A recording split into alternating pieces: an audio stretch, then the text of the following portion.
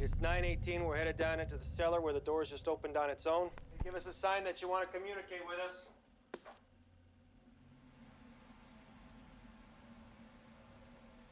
Nothing.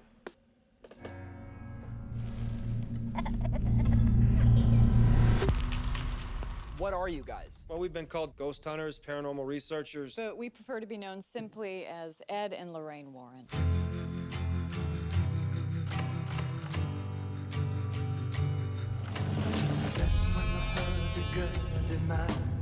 There's someone here that would like to talk to you. There's something horrible happening in my house.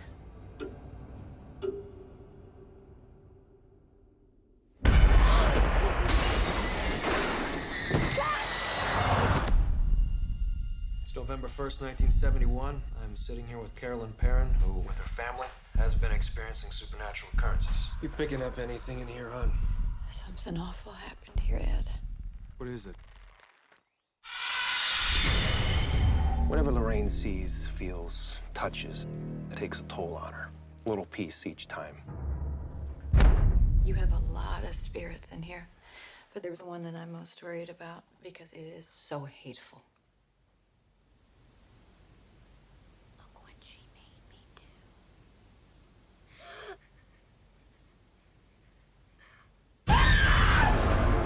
We have to get out of here. That's not gonna help. This thing has latched itself to your family.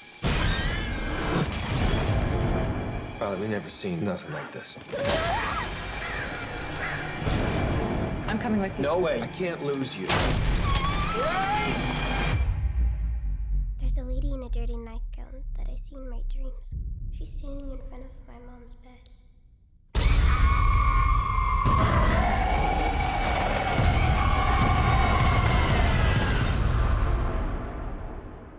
Do you want to see him? Yeah? When the music stops, you see him in the mirror standing behind you.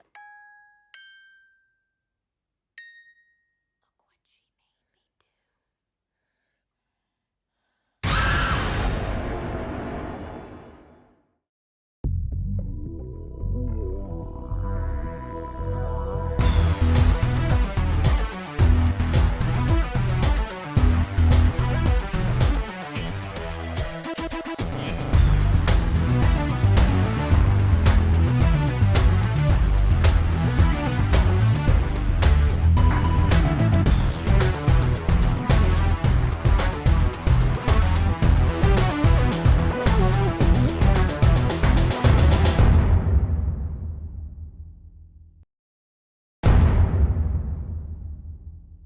Am I still wafting over to Patrick? Do you do that too? It's a pacifier I think it's just to bad me. posture. I do the same thing. I will. He's got a I keep magnetic trying to move away, but it's personality. magnetic. He's got a magnetic pull. That's a thing that. Okay, we're rolling. Guys, we saw the movie. I'm laughing about. We saw the movie last night, and it's easily It one is of the a most. funny one. It's hilarious, isn't it? Easily the most terrifying movie I've ever seen. I would say since The Exorcist, it's probably the best horror movie I've ever seen. Cool. And you guys were the casting, everything was incredible about this.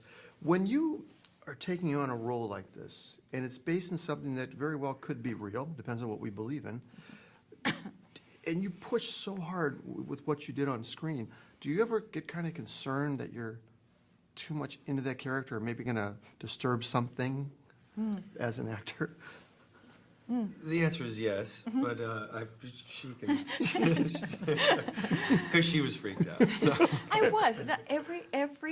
From the moment that I read this 3 o'clock thing happens and then the witching hour thing, every Yeah. night Did you notice it? I would 307? wake up, grab my cell phone, 307. I would walk into Finn and Gitta's room like expecting to see them levitate. I was paralyzed. I really Yeah. took it to heart. He didn't. He giggled through Seriously? I found it funny. No.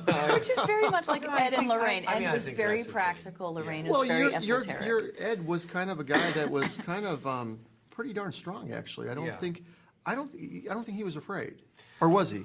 Well, I think he felt that.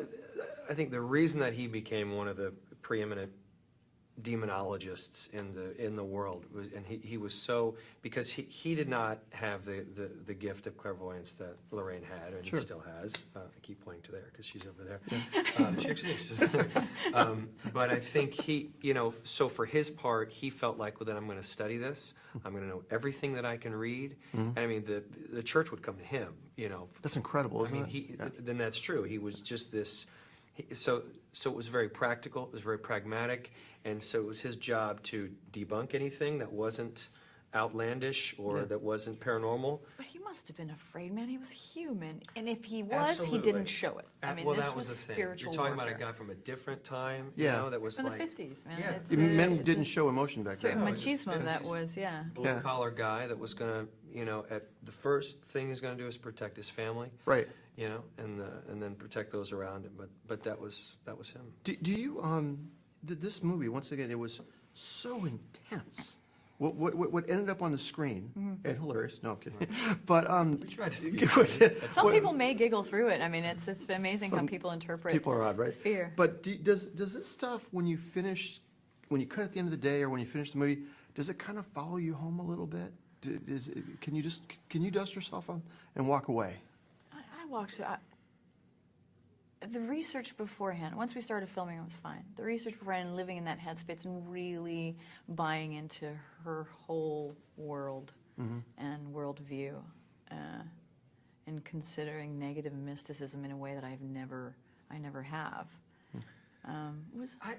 It's very strange. I sit and think about this now, but I think the things that started to hit me was when we started to get into, without giving spoilers away, those who haven't seen it, but when we start quoting the Bible, when we start getting into that stuff. For me, it's probably growing up in an Episcopal church, and Wow. granted I didn't have the Latin, but certainly, again, when you're dealing with whether it's good or bad, anything sort of outside of yourself, for me, it strikes a chord. I think as anything, when you're dealing with paranormal experiences, are very personal to what you are open to.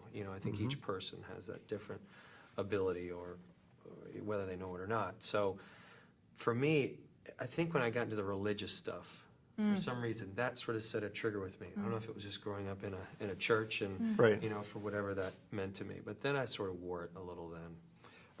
Just incredible movie, guys. Thank you so much. It was Thank you. very nice meeting you and Thank talking to you guys tonight, huh? Based on a true story. In 1971, the Perrin family moved into their dream home. It's gonna be great. But they didn't know it was the site of a brutal murder in 1863 and countless horrors in the century that followed. What happened to the parents in that house was so disturbing, the family has refused to speak of it. Until now. First day, we fell in love with the house. I get my own room. The owner says, do you and your family a favor, Roger. He says, keep the lights on in this house at night. A couple of days later, it came back to me, and I had an idea that something was wrong. From day one, there was a heaviness and there was a scariness. Things began to happen in the house. We started to see multiple spirits in the house. See? It's standing right behind you. Because I was the youngest and the most vulnerable, I was approached more than anyone, and I actually had a relationship with that boy. I think something bad happened to him. Follow me. This way.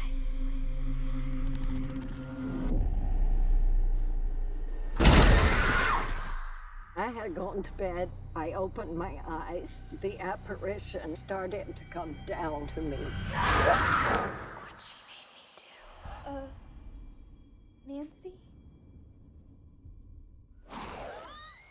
Wow. We saw the movie last night. Yeah, what'd you think? I didn't sleep. I slept with the lights on. God, you guys. You're terrible what you did to us. Yay, that's It great. was Yeah, I horrible. wish I could say I'm sorry, but I'm kind of glad. You did what you were supposed Yeah. to do. Yeah, exactly. Let me know when you're ready. Yep, whenever you are. We good? Ready, everyone? easily one of the most well-crafted, terrifying movies I've ever seen in my life, and it followed me home. So I got to ask you guys, when you read the script for the first time, was there some like trepidation inside of you of where you're going to have to go with this? Like as actors, what you'd have to do? Yeah, I was like, yeah, this is, I'm going. I've got to do this. Because I love horror movies, and I knew this was going to be a good one. Yeah.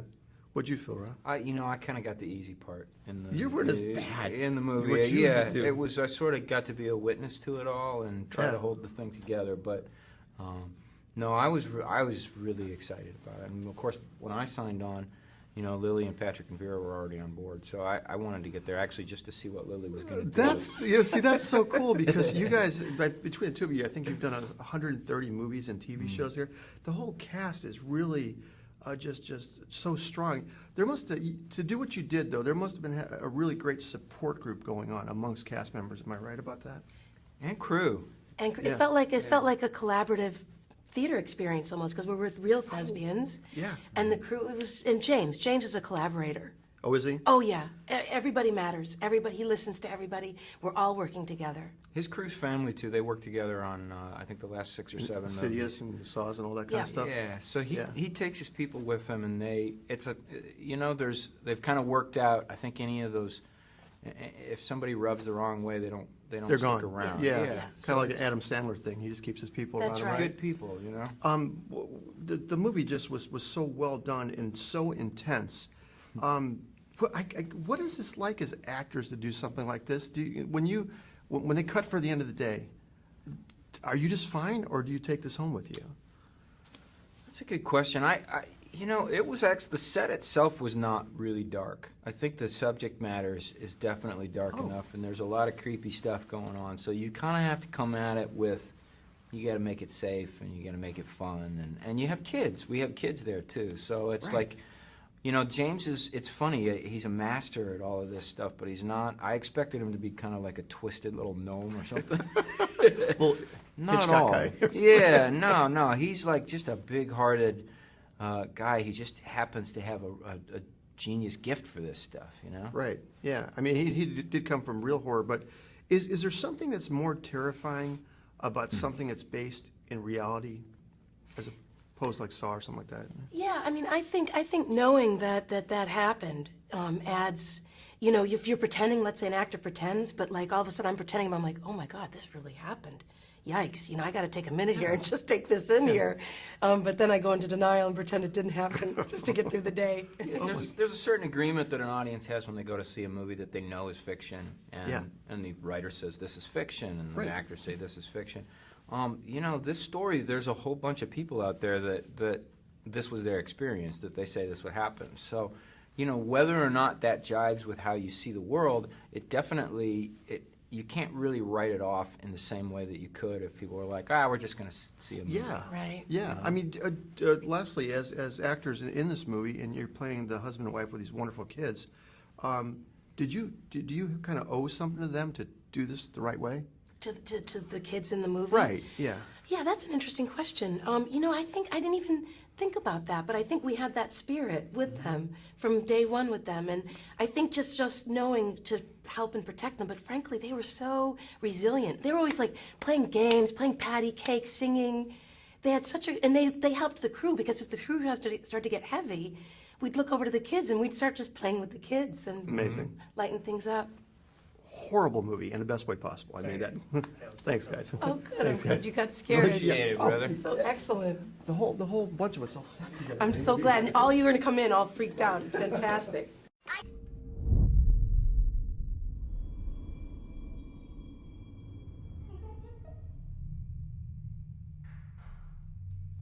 Girls, it's way past your bedtime.